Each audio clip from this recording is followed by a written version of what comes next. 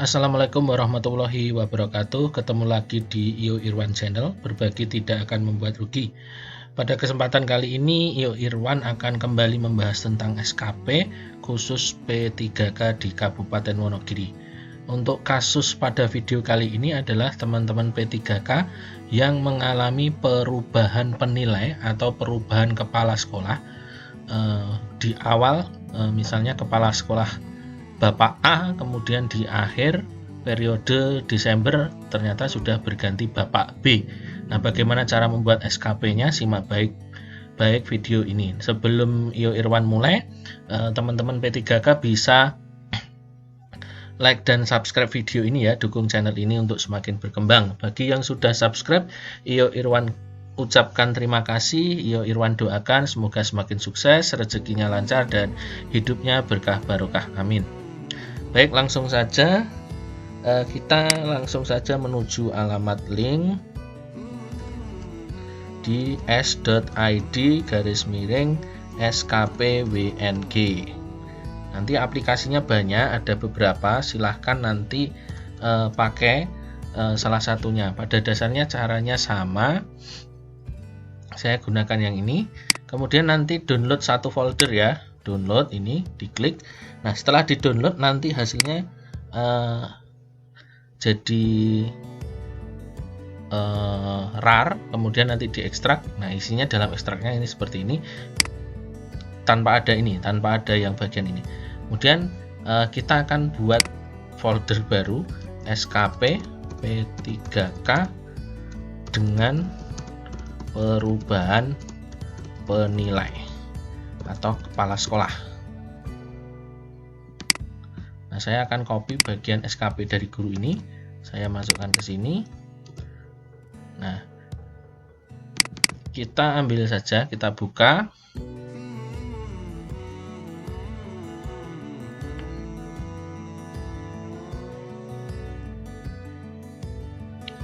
Nah, di sini kita coba edit datanya. Nah, di sini adalah nama Anda, misalnya Anda SPD. Nah, kemudian NIP-nya silahkan diisi. Ini asal ya.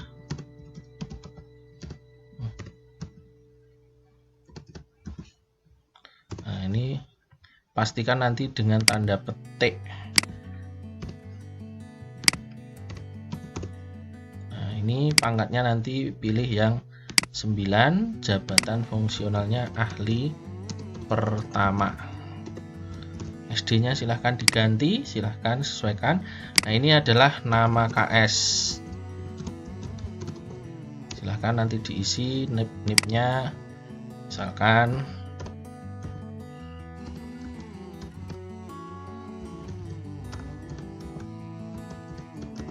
ini asal saja. Misalkan seperti itu, silahkan isi seperti ini.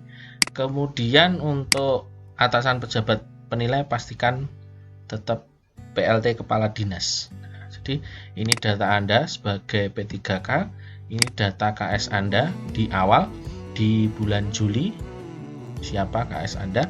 Kemudian kita masuk ke bagian ini, kita isi sesuai SPMT, yaitu 1 Juli. Kemudian ini juga dibuat 1 Juli, kita ubah SKP-nya mulai 1 Juli sampai dengan 31 Desember. SKP dibuat ini, kemudian tanggalnya silahkan ini. Kemudian kita masuk di bagian ini, pastikan kita ganti bulan menjadi 6 bulan atau kurang dari itu. Misalkan di bagian ini. Nah, ini sesuaikan. Oh, KKG itu 3 bulan saja, karena biasanya Januari sampai September. Untuk lebih jelasnya tentang bagaimana mengisi ini, bisa lihat di video sebelumnya di SKP P3K yang tidak mengalami perubahan kepala sekolah. Nah, ini yang 12 bulan ini kita ubah jadi 6 bulan. Nah, Kemudian ini bisa kita hapus jika kita bukan bendahara, bukan juga tim pengembang kurikulum. Nah, jadi nanti bisa seperti itu, dihapus saja. Kemudian kita filternya, kita hilangkan centangnya. Maka ini bisa kita print. Nah, ini bisa kita print, kita cetak, Ctrl P misalkan. Nah, terus kita print. Nah, ini jadi satu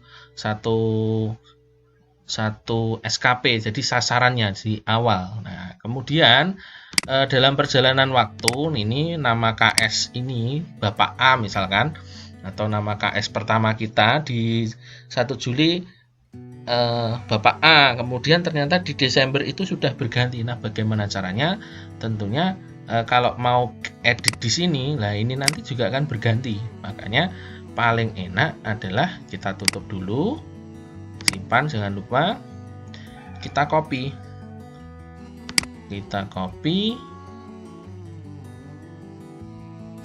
kemudian kita paste di sini saja. Nah, setelah itu baru kita edit nama kepala sekolah kita. Nah, kita coba edit di bagian data. Nah, di bagian data nama kepala sekolah kita edit. Nah, ini nama KS lama misalnya jadi KS baru siapa. Nah, NIP-nya juga jangan lupa untuk diganti misalkan.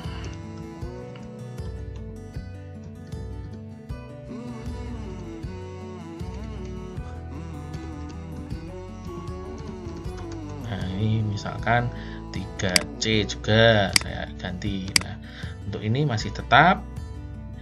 Kemudian untuk tanggalnya biarkan saja, kita langsung saja menuju ke evaluasi kinerja kuantitatif. Nah, kita sesuaikan. Nah, bagaimana mengisi yang sasaran, dan ini bisa juga lebih jelasnya di SKP sebelumnya, di video sebelumnya. Nah, ini kita lihat yang ini 3 bulan kita ganti, 7, 12 bulan kita ganti. Nah, ini